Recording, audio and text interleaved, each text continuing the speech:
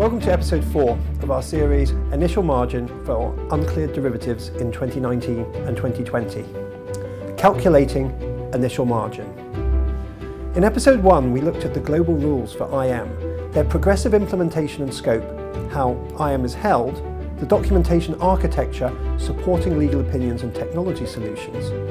In episode 2, Jonathan Martin, the CEO of alternative legal services provider DRS, and I focused on successfully navigating, negotiating and executing the legal documentation in an IM project.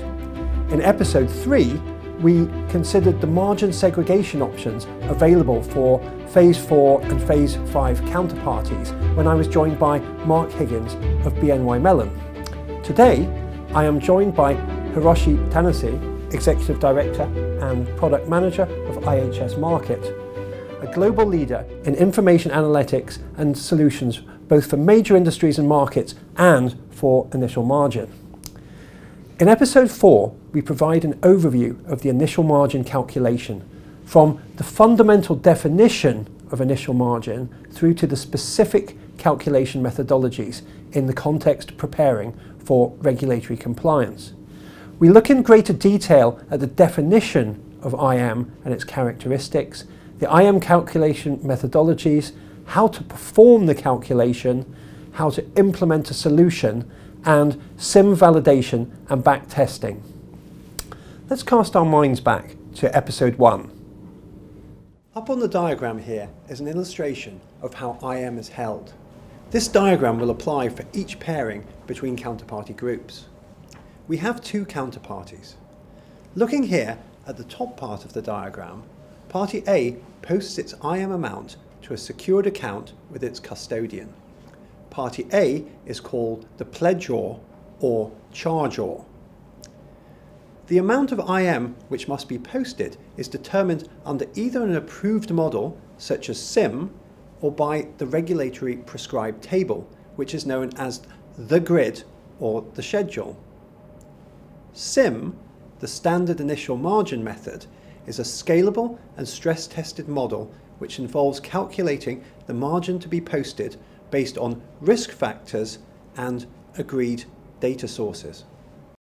Hiroshi, IM calculation is a key component of the work required to attain regulatory compliance. Given the complexity, certain fundamental aspects of the IM calculation are not, I think, fully understood by many. What would you say is the fundamental definition of IM, and what are its principal characteristics? Ed, let's take a step back first and examine IM in relation to VM, or variation margin. VM is meant to give you protection against the current exposure. If you have a portfolio facing a counterparty and the mark-to-market of the portfolio is positive to you, then you have credit risk to your counterparty. You need collateral in the amount of the mark-to-market to cover the exposure you have, so you will call your counterparty for margin. Conversely, if the mark-to-market of the portfolio is negative to you, your counterparty is exposed to your credit risk and you will receive a margin call from them. Variation margin gives you protection against your counterparty credit risk, but only until the point when the counterparty defaults. After the default event, there will not be any VM coming your way, yet the market can move against you until you close out all your positions facing the defaulted counterparty. That is when initial margin comes into play.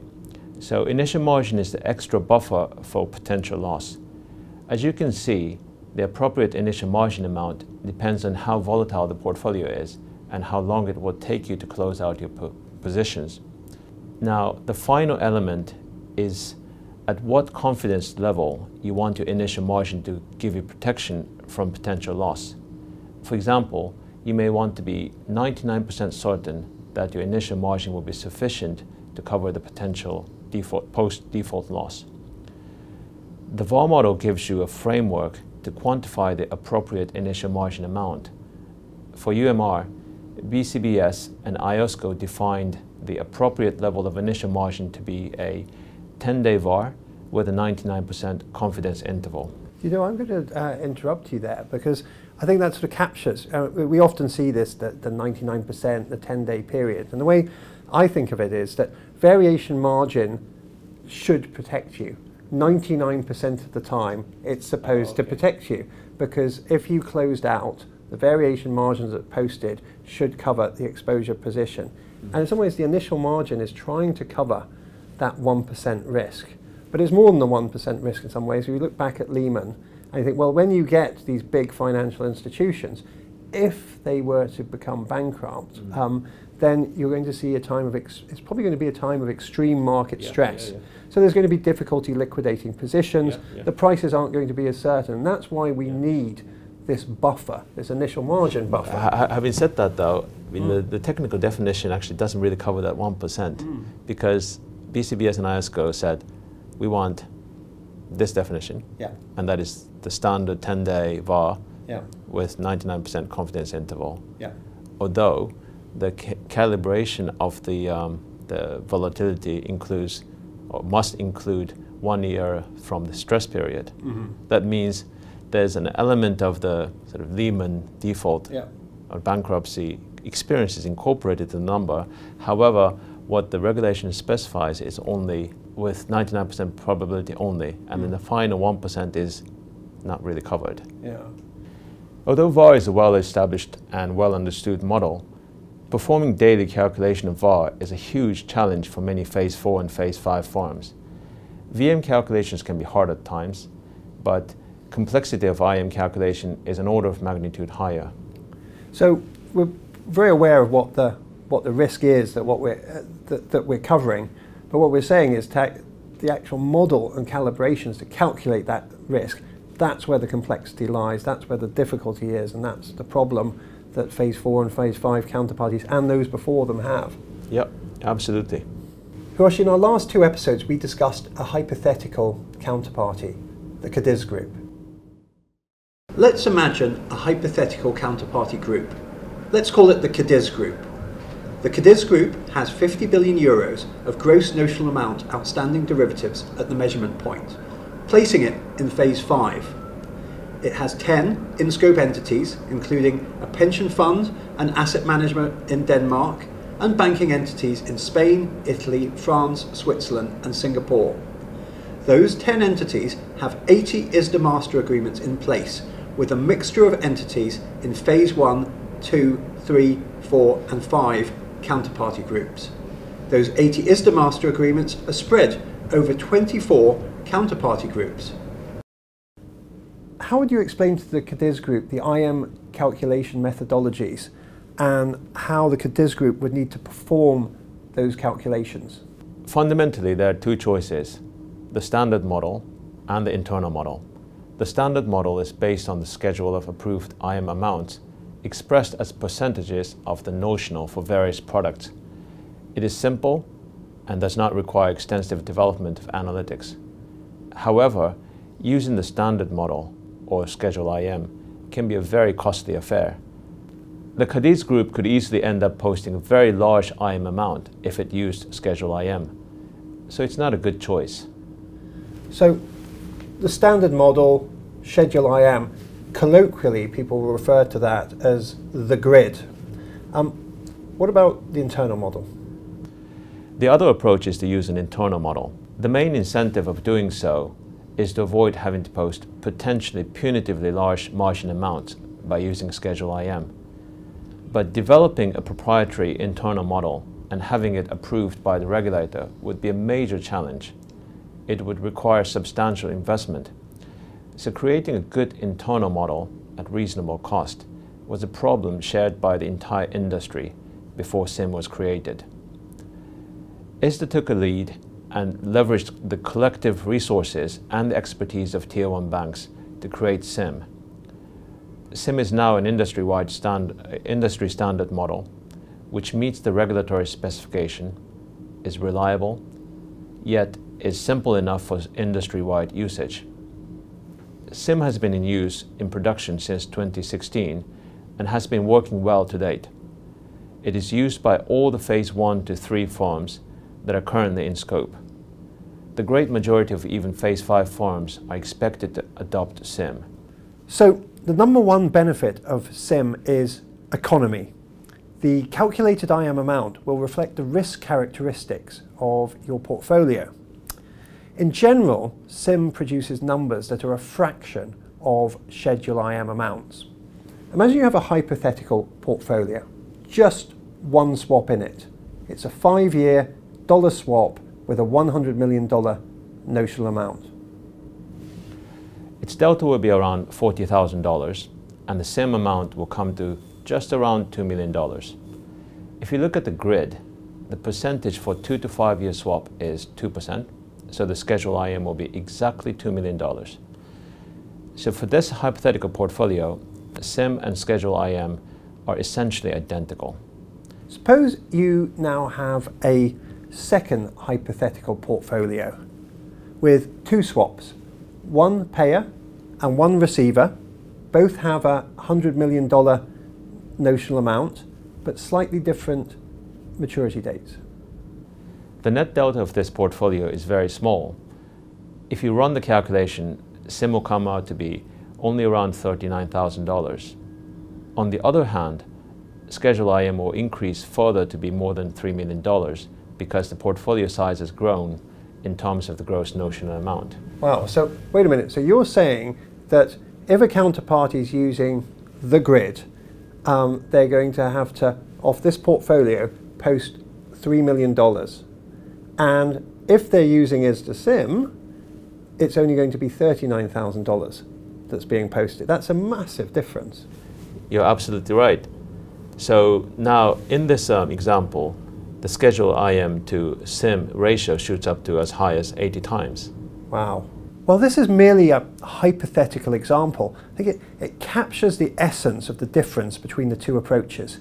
SIMM produces economically sensible numbers reflecting the risk characteristics of the portfolio in question, but Schedule IM, or the grid, keeps growing if the gross notional amount of the portfolio increases. And it doesn't give the user much of a benefit of the risk offsets or diversifications. Having said that, it would be useful to reflect briefly on whether Schedule IM would have any role to play for Phase 4 and Phase 5 firms. Hiroshi, what are your views on that?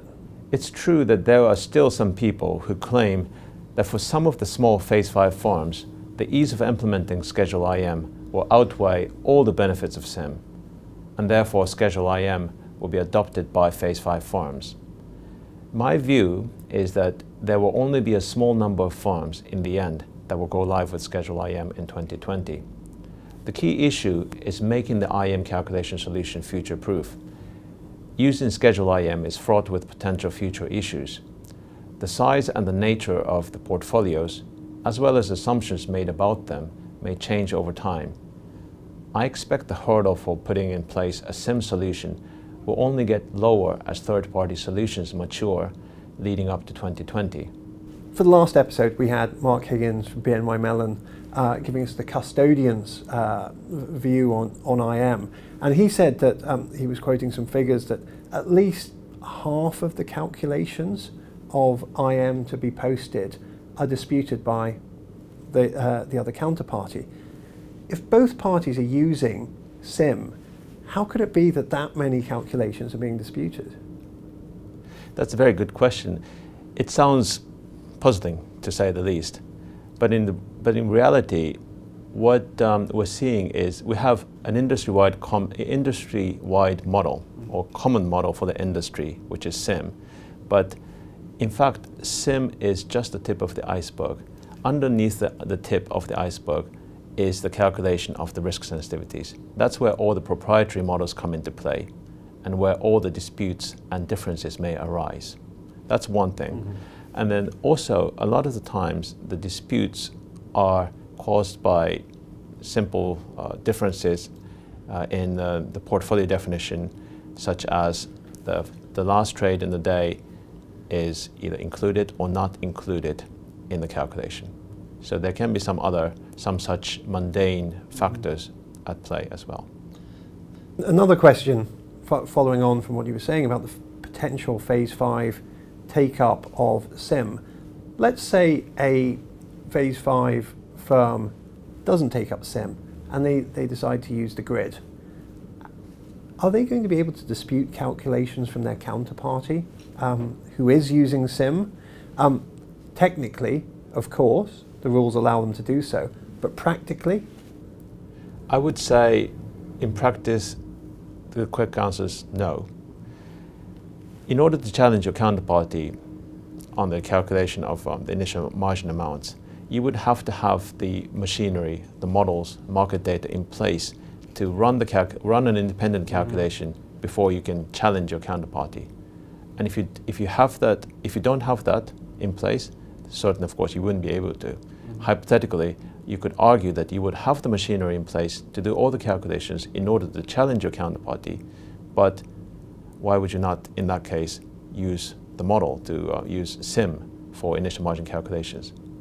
So in practice, I would highly doubt that if you're not using SIMM as your calculation methodology, you would probably end up giving up your ability to challenge your counterparty. Now, one more question. We've given various presentations to the market. I've talked about the legal aspects of documentation. You've talked about the calculation methodology. And when we went to Copenhagen together, one of the banks that had been part of one of the previous phases said, yes, we used SIMM, but we didn't use it for everything. For some trades, we used the grid. Can you explain that a little bit more? Is it going to be that, do you think that was an outlier? Or is it the case that it's common that institutions sometimes say, well, we will use the grid for certain transactions, we'll have some sort of split, and will we see more of that? In fact, it's common practice, or I would say best practice for certain products to be put on Schedule IM intentionally. And the main reason for that is, although SIMM is a general purpose and quite powerful model, it's not almighty. In other words, there are certain products whose sort of essential risk factors or the risk characteristics are not captured by the risk factors that are incorporated or included in SIMM. For that reason, if you have a highly esoteric product, and for example, you could actually think of a weather derivative, that kind of derivative would certainly not be suitable for SIMM, and you would certainly put such products on Schedule IM. Well, as a private practice derivatives lawyer, most of the derivatives that I work on a transactional basis tend to be esoteric. So it's probably going to be, I'll look at my deal list and I'll tick off and I'll be able to say, I think most of those are going to go onto the grid. And when you look at, but those are just a tiny fraction of the overall amount of the derivatives that are outstanding. When I look at the ISDA numbers that come out every 6 months, the massive amount, it's interest rate derivatives, it's standardized or fairly standardized products, the ones that aren't centrally cleared, it's FX, there's going to be standard equity derivatives. But the more complex things that are going to be bespoke portfolios, etc., do you think those things are going to go on the grid rather than SIMM? Well, on the other hand, so I cited weather derivatives as a good example to demonstrate the fact that certain products may need to be put on Schedule IM. But on the other hand, the complex instruments such as structured products, such as knockout, knock-in, or features, the ones with knockout features, or auto-callable trades and so on and so on.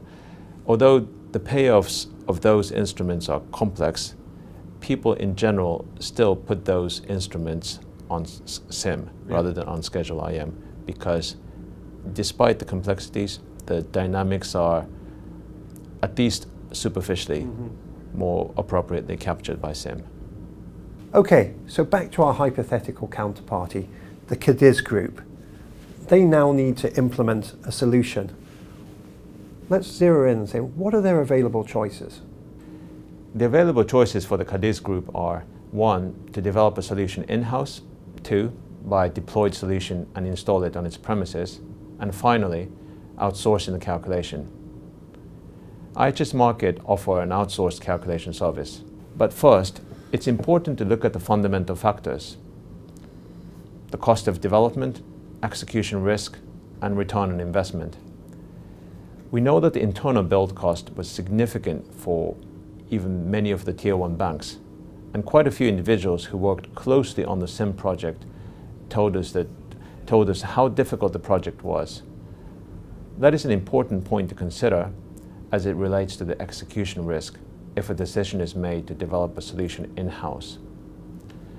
Finally, although the technical capabilities needed for SIMM calculation are useful assets to own for large dealer banks, the same argument may not apply to many of the firms in Phase 5. So the issue of return on investment is another key factor. In other words, in-house development is typically not the best route for many of the Phase 4 and 5 firms, such as the Cadiz Group. So I can see what the issue is going to be for the Phase 4 and particularly the Phase 5 firms. They'll take a look at your hypothetical example and they'll say, if I use SIMM, I only going to have to post $39,000. If I use the grid, it could be 80 times that. However, on the other hand, I'm going to have a big setup cost for doing this. It's going to cost me. I'm going to new people to do that. This is something we touched on in the compliance episode we've done with Chet and Joshi of margin reform about the importance of putting that infrastructure in place. However, there is a big cost to doing that. So I think there'll probably be some sort of accountancy-driven decision of, is it worth the cost of using SIMM as opposed to what I've actually have to post? Now, it seems to me it probably is likely using SIMM is going to be the better option. Do you think that's valid, that there is going to be a cost-counting exercise between the two? Certainly there's a cost element, and that's a huge element. But at the same time, we're talking about SIMM versus Schedule IM, and then the final economic impact and the difference between the two calculation methodologies will be quite large. And therefore, you could, on the one hand, hypothetically save, say, $50,000 of investment development cost or outsourcing cost. But at the same time, on the back of that, you could end up finding yourself in a situation where you're build a huge or punitively large IM amounts. So it's, although cost is an extremely important element, it should be looked at in a wider context. Yeah, I thought that would be the case. Obviously, you simplified the portfolio to 2 swaps. They're not going to be 2 swaps. It's going to be hundreds, thousands, possibly. Yeah, that's right. More. Yeah, and the initial margin amounts to be posted will be always in the millions, tens of hundreds of $1 million. But if you decide to outsource the IM calculation, that's not the end of the story. Care must be taken to ensure that the solution puts in place all the needs of the Phase 4 or Phase 5 counterparty, and that solution is future-proof. There are solutions available from multiple providers, but all solutions will not be equal. How will the outsourced solution work on a day-to-day basis? Will the operations team's workload be reduced? There are many questions to be asked. It's fair to say that creating a robust IM calculation solution will be a challenge for all service providers. Recognizing the fundamental challenges inherent in the IM calculation process is a first step. The sheer magnitude of computational load relative to VM makes it clear that performance and scalability are critical factors in designing a good IM calculation solution.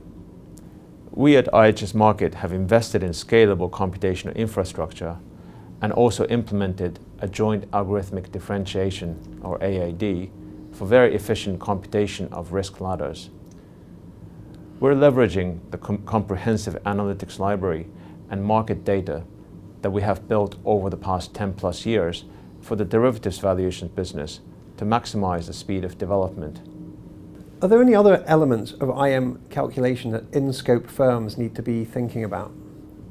Well, sorting out the problem of daily calculation of the initial margin is the objective for many at the moment.